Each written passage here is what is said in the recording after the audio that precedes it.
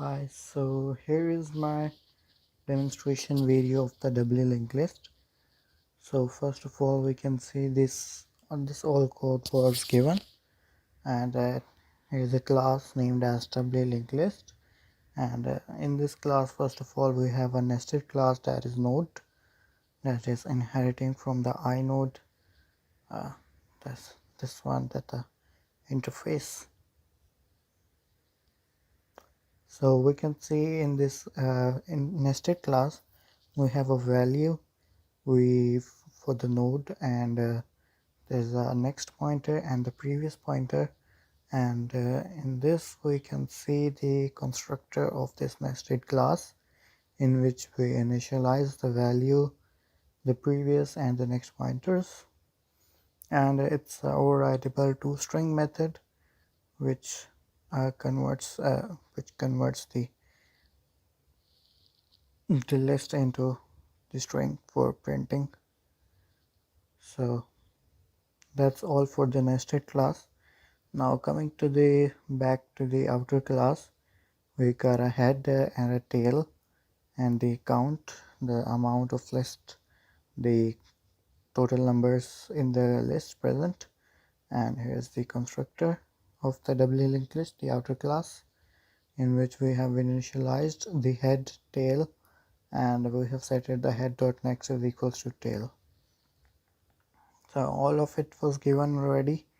Yeah, this method just return the first element in the list. This method return the last element in the list, and this method adds the node after the node given in the parameter. So what it basically does is, if the node came in the parameter is null, it throws a null reference exception, and otherwise it's if it's all good, then it will add the node after the given node. Then we have a method add last, which just add the given value as a node at the end of the list. Then the next one is add between, in which we can see a value and a previous node and the next node is coming as parameters. So basically what this does is just add a new node containing this value uh, between this previous node and the next node.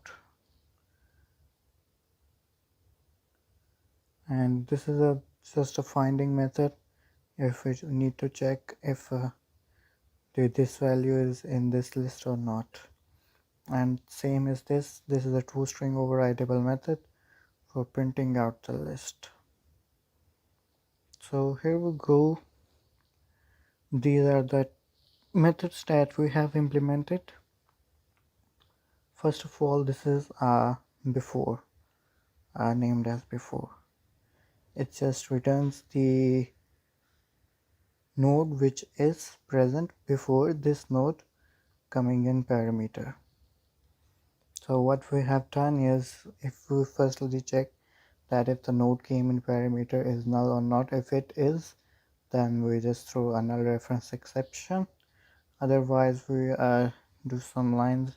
Here you can see I just created a current node uh, for the node that just came, just to make sure.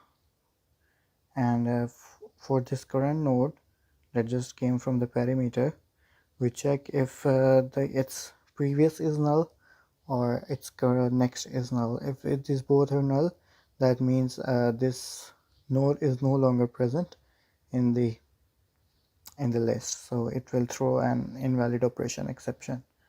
And if the node current dot next the next node after this node equals to tail, then we return null. Otherwise we return the previous node of the coming node from the parameter. So here we have an add first method in which we add a node containing this value in the list, we just simply return a statement that is add between. That's the function already given, which add between two nodes a value. So here's the value that came from the parameter, and add, we have to add the first. So the previous of the add between will be the head, and the next will be the head dot next, and the value will be placed between this. So automatically it will be the first value in the list. After that, we can see we have an add before method. So what it does is it add a node, this value containing this value before this node. So you can see, first of all we check if the node came is not null. If it's null, then we will go through an argument null exception. Otherwise we will do the same. We will create a new node as node current, that is the before node that came in the parameter to perform some actions. And here you can see we have done the same thing again. If the previous and the next pointers of this node are null, that means it's not present, so the node referred because it's no longer in the list. That's we will control an invalid operation exception with that message. Otherwise we will check if the current node is the head value, like just because the head is the pointer. So if that's the first value of the list, so we're gonna make the add between statement for the value head and head next. That's previous, and that's next. That means we're gonna add the new node, the new value in the first place of the list. Else we will do the same with the add between. We will, this is the value to be given. The previous node will be the node current, the node given before we have to put that value, so that is the previous, and that's the node current, the current node, which will be the after node of the new node. After that, there is an add after method in which we're gonna add after this node a node of this value. So first of all we will check if it's not null. If it's null, then we're gonna throw argument null exception.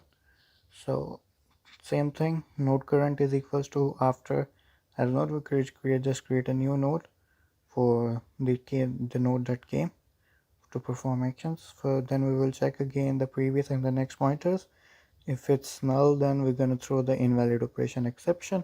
Otherwise we're gonna again return add between value node current dot next dot previous, that's, and the net node current dot next, because we're gonna add after this one, after this.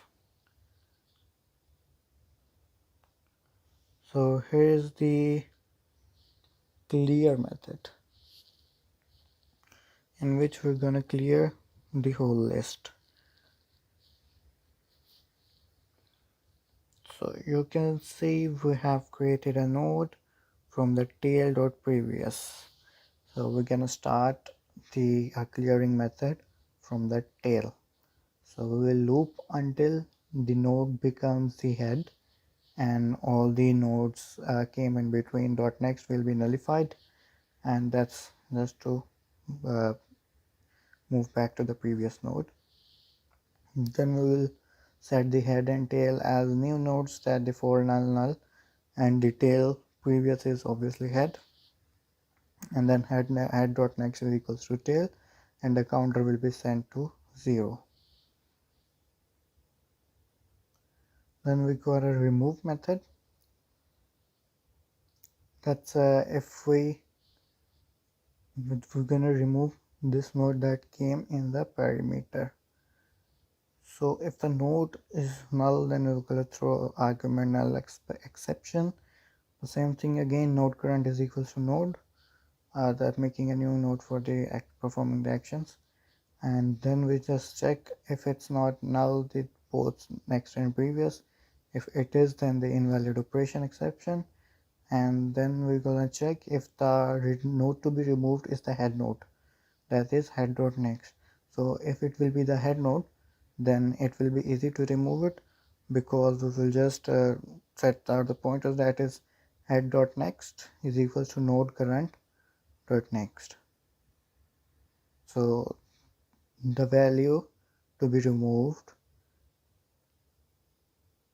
to the next value of the value to be removed will become the head, and then with node current that is to be removed will be nullified, and counter will be decremented. Else we will check if it is a tail, like the value to be removed is the tail. So we will just make the tail the value before the value to be removed, that is node current dot previous, and then again node current is null and counter will be decremented. Else if it's not both head and tail, then we're gonna do some actions. That is, we have created a temp node in which we will store the previous node of the node to be removed, that is node current dot previous, and then we will node current dot previous dot next is equals to node current dot next, and the node current dot next dot previous will be the temp which we just stored, and the node to be removed and the pointers or the both pointers, that is previous next, will be nullified and the counter will be decremented. So that's how we will remove, and it's again same as the we have done here. If that's the value to be removed is head value, the same thing we have done in the remove first, at the first value is always head value, and in the remove last, same thing we have done here, because this is the same code for removing the last, that is tail.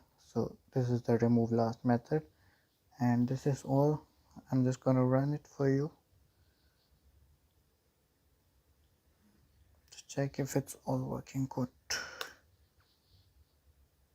See, A, B, C, D, E, F, G, H, I, K, all tests are passed. So our tuple linked list is working well. Thank you.